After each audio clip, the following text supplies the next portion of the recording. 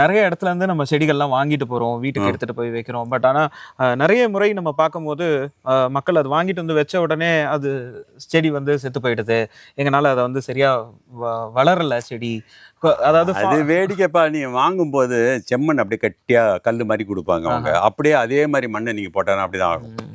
மண்ணை வந்து கையில எடுத்துக்கிட்டு கொஞ்சம் தண்ணி போட்டு இந்த பூரி மாவு இருக்கு இல்லையா, அந்த மாதிரி பிசைஞ்சிடணும்.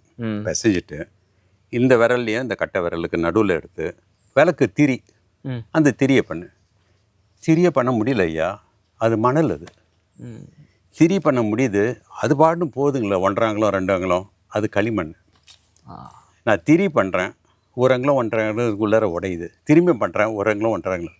அருமையான தோட்டத்து மண், அந்த மண்ணை போடுங்க. 2வது, நிறைய பேருக்கு தெரியாது, இந்த தொட்டியை வாங்குவாங்க, அந்த தொட்டியில் ஓட்டை இருக்கும், அந்த ஓட்டை கவனிக்க மாட்டாங்க. அப்போ தண்ணி உள்ளார அப்படியே வளர்ந்துட்டு வந்து வேரெல்லாம் அழுகி போய் செடி செத்துரும். கரெக்ட். இன்னொன்று பெரிய என் வீட்டில் நடந்த பிரச்சனை தான். என்ன பண்ணுவாங்க, செல்லமாக டெய்லி தண்ணி ஊற்றுவாங்க. சில பேர் மழை பெஞ்சாலும் கொடையை பிடிச்சின்னு தண்ணி ஊற்றுவாங்க. அப்போ தண்ணி அதிகமாக போட போட வேறு அழுகி போச்சுன்னா செடி வளராது.